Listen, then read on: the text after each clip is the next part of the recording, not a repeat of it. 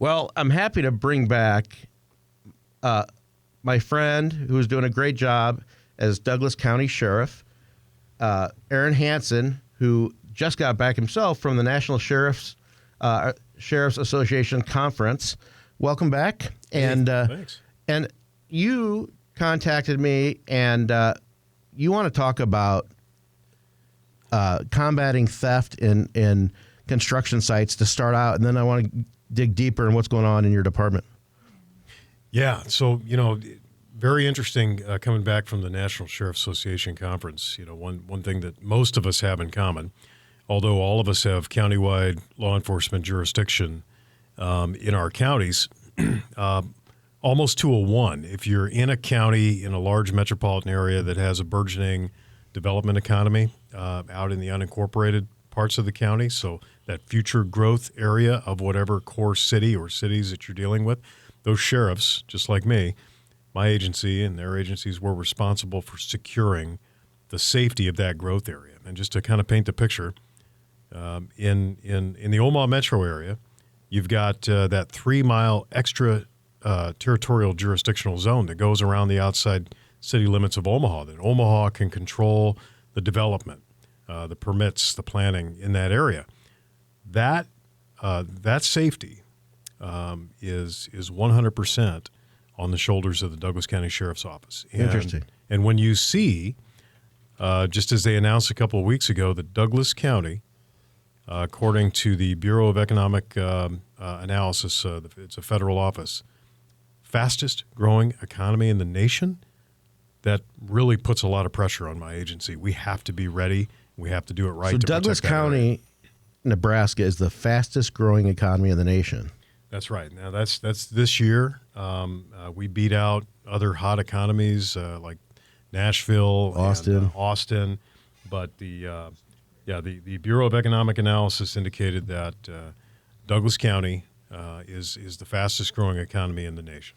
So, is theft on construction sites on the rise, and if it is, how do you combat that? It ebbs and flows. We've done a pretty good job. When I came into office, we created a specialized team in our Criminal Investigations Bureau that focuses on property crime.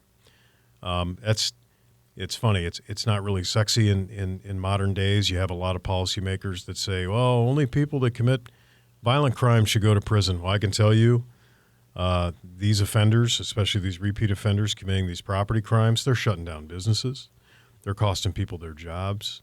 They're plundering these job sites. They'll show up and they'll hook up to a trailer full of tools or equipment or building supplies, and they'll hit them for $100,000 or $125,000 at a pop.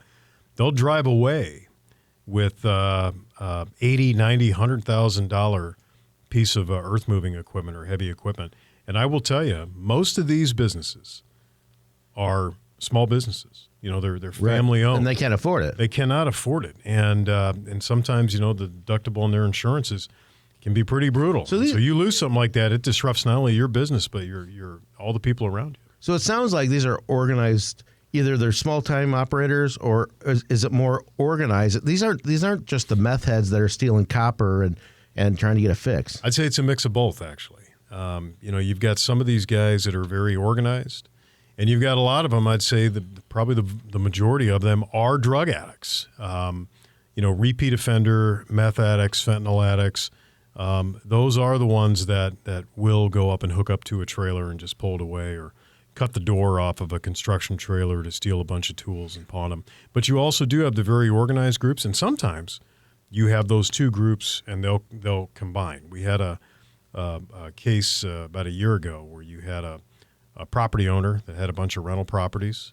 He was a businessman, and he actually engaged the services of a group of meth heads, drug addicts, to go steal all this property so that he could put it in his properties to save money, and then they could sell the rest and they could both make a profit. Hopefully they both got snagged. Yeah, they both actually they both went to prison. One of them was a repeat offender. They got significant prison time, and they both got prison time. One was a first-time offender, the other was a repeat. So what can contractors and property owners do? Is it putting up cameras? You can secure it only so much, and if somebody really wants in, they're going to get in. But is enough being done to to encourage them not to enter the properties. Yeah, it's about education and teamwork. I mean, we have to use technology to our advantage, quite frankly. And so, the funny thing is we've got a lot of contractors, we got a lot of construction company owners. They will put up security cameras, but if you don't know how to interpret the data, if you're not watching the data, if you're not recording, or let's say you've got suspects caught on camera, but you didn't get anything stolen, but your neighbor did a half mile down, what good is that data if you're not interpreting it correctly? And so there's a couple things we're trying to do. Number one, we're working really closely with MOBA, Metro Omaha Builders Association, and also with the Mechanical Contractors Association. Educate them about what's happening. Educate them about policies on the state level that they need to support to stop this, but also how they can help. And here's how they can help. Number one, if you have video footage or still shot footage of anyone acting suspiciously on your properties, you got to get it to my agency, because what you may think is inconsequential could break the case for us. Is your agency also 911, or how do people get a hold of the sheriff's office? Well, they can get a hold of us. We're easy to find. You can call the front desk of the sheriff's office. You can Google Douglas County Sheriff. Douglas County Sheriff. Make sure you do Douglas County Sheriff Omaha, or you can go to omahasheriff.org, because there's a Douglas County in every state in the nation. But secondly, we really want to try to educate folks about this license plate reader technology. We're making headway, especially after the tornado. We had one developer that invested in license plate reader technology camera on the ingress and egress points into this tornado-impacted area, because we know there's going to be a lot of rebuilding, tear down, people being victimized. And there is no better way, once these theft sprees start, to stop it dead in its tracks than with license plate reader technology. And the best part is, we handle all the data. If something happens, we can go back, check the data, who came in at 2 o'clock in the morning, who left at 3 o'clock in the morning. It's the smartest way to prevent and address this type of theft. And the contractors and developers are up listening to the show, but the drug addicts and the thieves are still sleeping off last night. So they're not listening to this great advice. So let's get those cameras out there. Trent, you're a car guy. Several weeks ago, at the Rover dealership, Onyx. Aaron Hanson. My jurisdiction, actually. It's still unincorporated Douglas County. Did those guys get caught yet? Well, not yet. No. They came in. They test drove earlier in the day. There were three of them. They test drove. One of the cars that they took was a very expensive Rover. Well, they're all expensive, but this was very expensive, and it was like one of 300 the company made for the world. But it's just organized. It was organized. Totally organized. And those cars have got to be out of Omaha now. It's an international group. It's an international group. You're right. They're not worried about serial numbers. They disarmed the data so they couldn't track the car. You're right. And they were 5 or 6 minutes after the alarm went off, security, whatever They knew it was. what they were doing. They were gone. They were gone. $500,000 worth of theft within 20 minutes.